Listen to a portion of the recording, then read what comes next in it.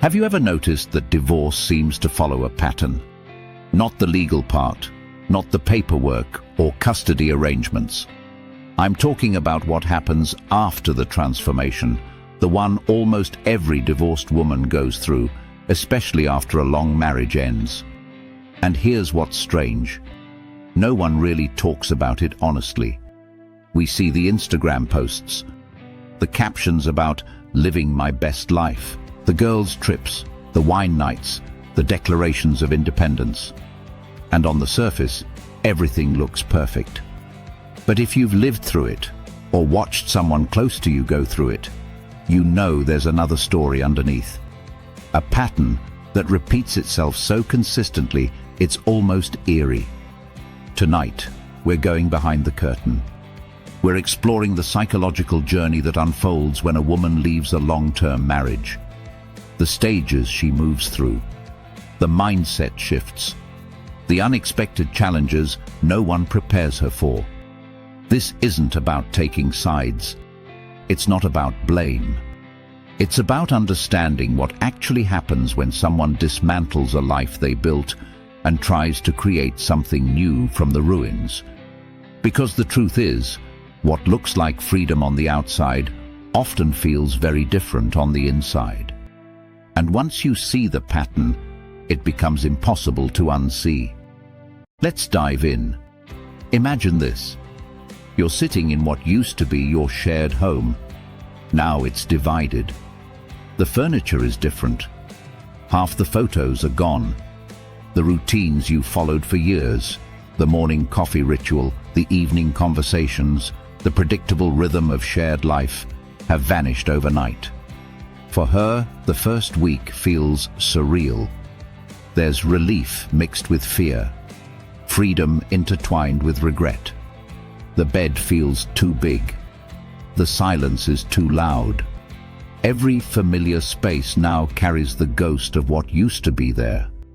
But here's where it gets interesting. The mind doesn't process loss in a straight line. It doesn't move neatly from grief to acceptance. Instead, it desperately looks for a story that makes sense of what happened. And the story that usually wins, at least at first, is empowerment. She starts telling herself a story. This was necessary. This was brave. This is me reclaiming my life. And you know what? Maybe it's true. Maybe the marriage really was beyond repair. But the story she tells herself in those early days isn't really about truth. It's about survival.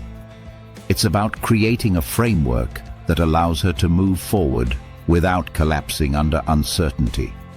Friends gather around her. They reinforce the narrative.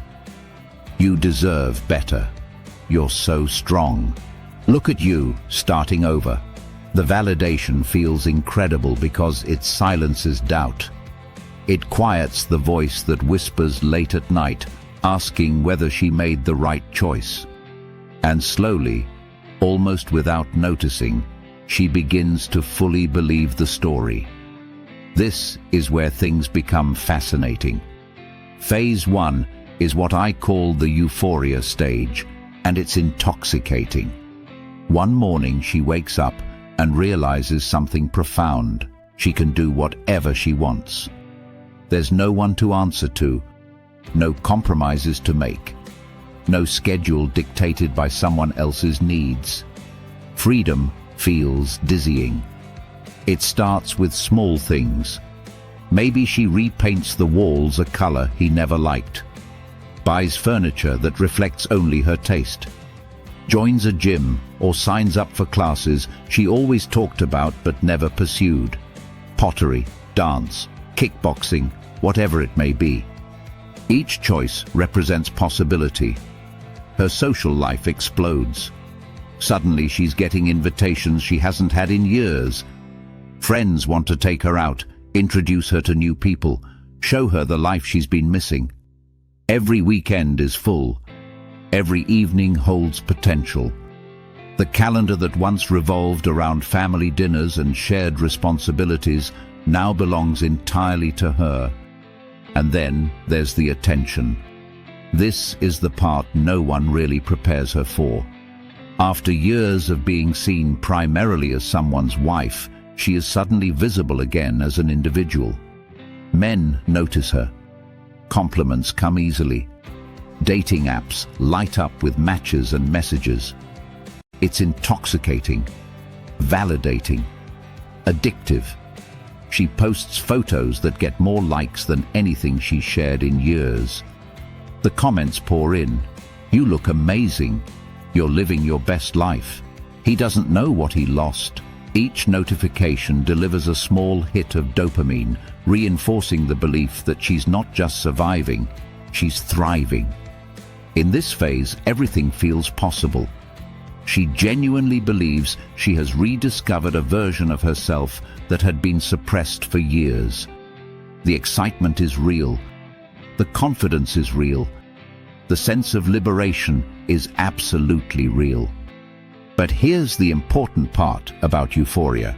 It's chemically similar to mania. The brain is flooded with feel-good chemicals, novelty-seeking hormones triggered by dramatic life change. It feels like enlightenment, but in reality, it's neurochemistry doing what it does best. And like any high, it's temporary. Now let's talk about validation, because this is where the cracks begin to form. Human beings are wired to seek external validation. That's not weakness, it's biology. We evolved in groups where acceptance literally meant survival. In a long-term marriage, validation becomes quiet and routine. It lives in small gestures, inside jokes, in the way your partner knows how you take your coffee. It isn't dramatic, but it's constant. It's the baseline of being known and accepted. When that disappears, the need for validation doesn't go away. It intensifies. Suddenly, she receives it from everywhere, from friends, from strangers, from social media algorithms designed to reward engagement. The problem is that this kind of validation is fundamentally different. It's wide but shallow, exciting but impersonal. 100 likes from acquaintances are not a replacement for being deeply seen by one person. But in phase 1, volume drowns out the difference. Quantity feels like quality. She starts making decisions based on what generates the most positive feedback. The outfit that gets compliments, the post that gets reactions, the lifestyle choices that earn praise. Without realizing it, she trades one form of external validation for another. Only this one is more fragile because it requires constant performance. The exhaustion hasn't arrived yet, but the foundation is being laid. Then, usually somewhere between 6 months and a year, something shifts. Phase 2 arrives quietly, like fog rolling in. The excitement that once felt endless begins to flatten. The novelty wears off. The routines she built to replace the old ones start to feel just as routine. This is the plateau phase, and it's disorienting. Dates that once felt exciting now feel repetitive. She's heard the same opening lines, answered the same questions about her divorce, smiled through the same shallow conversations dozens of times.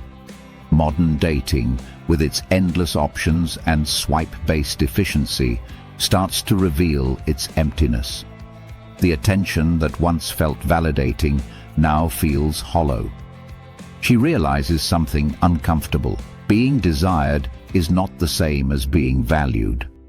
Attraction is not the same as connection. The men pursuing her are often interested in the idea of her, the newly single woman, the conquest, not the complex human being she actually is. Her social calendar, once overflowing, starts to feel more like an obligation than a joy. Girls' nights follow the same script. The conversations repeat themselves. Everyone is supportive, but no one truly understands what she's going through, because they're not living it. And that's when comparisons begin. She doesn't do it on purpose. She may not even realize she's doing it at first. But her mind starts measuring her present against her past. Not the bad parts of the marriage, the fights or disappointments, but the good ones. The comfort, the familiarity, the ease of being with someone who knew her history, her quirks, her family dynamics. She remembers how her ex knew exactly how to make her laugh when she was stressed, how he handled certain situations, how they had their own shared language built over years of experiences.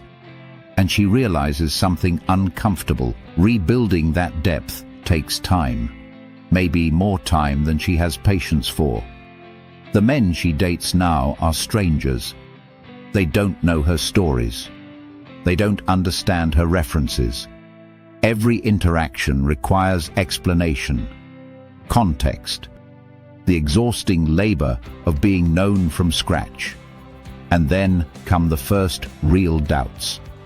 Here's something rarely talked about that happens in phase 2, an identity crisis. For years, sometimes decades, a significant part of her identity was tied to being a wife, to being part of a unit, to making decisions as one half of a partnership. Even if she wanted out, even if leaving was the right choice, that role shaped how she saw herself. And now it's gone. She's no longer a wife. She's not part of a couple. She's just herself.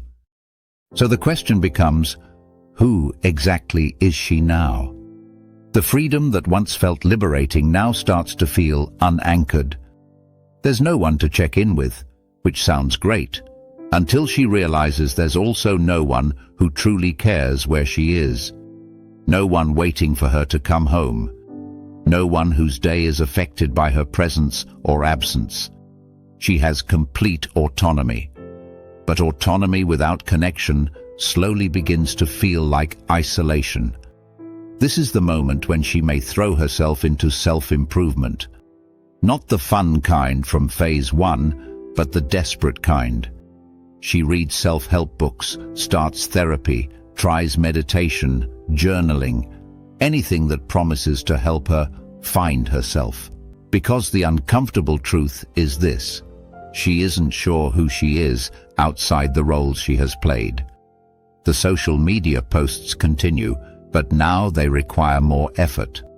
The captions become more philosophical, more about growth and the journey. She performs authenticity, trying to convince her audience and herself that everything is going according to plan. But late at night, when the distractions fade, the questions arrive. Did I make the right choice? Is this really better? What am I actually looking for? Phase 3 is where things get real. This is the reckoning stage, and it usually arrives somewhere between 1 and 2 years after the divorce. This is when the full weight of the decision becomes unavoidable. The initial support from friends has faded. People have moved on with their own lives. The novelty of her situation is gone. She's expected to have figured things out by now, to be thriving, healed, moved on. But reality is far more complicated. The dating scene, once full of possibility, now feels exhausting and hollow. She's been on countless dates that lead nowhere, situationships that fade out, men who seem promising until they reveal they're emotionally unavailable, only looking for something casual or still entangled with their exes. She begins to notice patterns in the men she attracts. Often they are recently divorced themselves, carrying their own confusion and baggage. Or they are permanently single for reasons that become clear after a few meetings. The truly high-quality men, emotionally mature, grounded, genuinely available, are rare. And they often want women who already have their lives fully together, something she's starting to realize she doesn't quite have yet. This is also when financial reality hits hard. If she wasn't the primary earner, she now discovers how expensive single life really is. The lifestyle she once had as part of a dual-income household is no longer sustainable alone. She makes compromises she didn't expect: a smaller apartment, a different neighborhood, tighter budgets that quietly strip away the freedom she thought she had gained. And then there's loneliness. Not the surface-level kind of being alone on a Saturday night, but the deep, existential loneliness of not having a person. Not someone to build a life with. Not someone invested in her well-being. Not someone there for the ordinary, unremarkable moments that actually make up most of life. She watches her married friends, even the ones in imperfect marriages, and notices something she once took for granted. Partnership. Someone to share responsibilities with. Someone to make decisions with. Someone to come home to. The grass that once looked so much greener on the other side begins to reveal itself as artificial turf. This is where things become psychologically complex. In phase 3, she can't help comparing her current life to her old one. And memory plays a cruel trick. It softens the bad parts and highlights the good. She remembers the stability, the shared history, the inside jokes, the comfortable silences. She forgets, or minimizes, why she left in the first place: the arguments, the misalignment, the feeling of being taken for granted or unseen. She looks at her ex's life. If he's moved on, found someone new, it triggers something primal, a sense of replacement, of being discarded, of suddenly questioning her own value. If he hasn't moved on and seems to be struggling, guilt can surface. She sees the impact of her decision on someone who was once her partner, someone who built a life with her, someone now rebuilding alone. Either way, the comparison becomes torture. She compares her dating experiences to the relationship she once had when it was good. She compares her current freedom to the security she once enjoyed. She compares gifted solitude to companionship she once took for granted. Slowly, quietly, a thought begins to form. What if I made a mistake? This leads to phase 4, what I call the settling phase. It shows up in different ways depending on the person. Some women double down on independence. They convince themselves they don't need a partner. That dependence is weakness. They build lives around friends, careers, hobbies, anything that fills the space where a relationship once lived. Sometimes this works, but often it functions more as a defense mechanism than a genuine choice. Others begin to settle in their dating lives. After years of disappointment, they lower their standards. They accept good enough relationships, not fulfilling but tolerable. They choose companionship over compatibility because being alone has lost its appeal.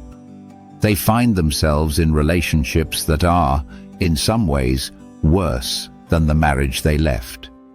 And then there's a third group, those who feel real regret. They look back on their marriage and realize that what they threw away wasn't perfect, but it was real. It had value. It had potential they may not have fully explored before pulling the plug. These are the women who reach out, who suggest coffee with their ex just to talk, who float the idea of reconciliation, often wrapped in language about growth, change, and being different people now. Sometimes it works. Often it doesn't, because too much damage has been done and too much time has passed. But the attempt itself reveals the truth. The grass wasn't greener. It was just different grass, with its own problems, its own challenges, its own forms of difficulty. Here's the uncomfortable truth. No one likes to say out loud, divorce is sometimes necessary. Sometimes it's the healthiest option. Sometimes it truly is the only way forward. But it is not a solution to unhappiness. It is a trade, one set of problems for another. The issues that led to the divorce, communication problems, unmet needs, personal insecurities, don't disappear when the marriage ends. They follow you into your next relationship. They shape your choices. They influence your patterns. Real growth, the kind that actually changes your life, doesn't come from changing your circumstances. It comes from changing yourself. And that work is hard, whether you're married or single, partnered or alone. The women who truly thrive after divorce are not the ones who throw themselves into freedom and excitement. They are the ones who do the difficult inner work, who examine their own contributions to the breakdown, who develop real self-awareness and emotional maturity, who build a full life independent of relationship status. But they are rare. Most people, when faced with the discomfort of self-reflection, choose distraction instead. They choose the stimulation of phase 1, the busyness, the validation, the constant motion that prevents them from sitting with their own thoughts. And that's why the pattern repeats so consistently. So why do divorced women so often end up in the same place, facing the same struggles, asking the same questions? Not because divorce is inherently wrong, but because it is inherently incomplete. It changes your circumstances. It removes constraints. It opens options. But it does not heal your wounds. It does not resolve your patterns. It does not make you a different person. The journey from euphoria to plateau to reckoning is really a journey toward realizing that external change does not create internal transformation. Running from problems doesn't solve them. The work of becoming whole, healthy, grounded, fulfilled is the same work whether you are married or single. Some women understand this and do the work. They emerge from divorce truly transformed, not because they left, but because they grew. But many do not. Many move through the phases, end up lonely or in mediocre relationships, and wonder how they got there. They look back at their marriage with a mix of regret and resignation, realizing too late that what they were running from wasn't their partner. It was themselves. And that is the pattern. That's why divorced women so often end up in similar places, facing similar struggles. Not because divorce is evil, but because it is incomplete. It changes the setting, not the self. The real question is not whether divorce is right or wrong. The real question is whether you're willing to do the hard work of growth, regardless of your relationship status. Because that work, that inner transformation, is what actually changes your life. Everything else is just rearranging the furniture in the same house.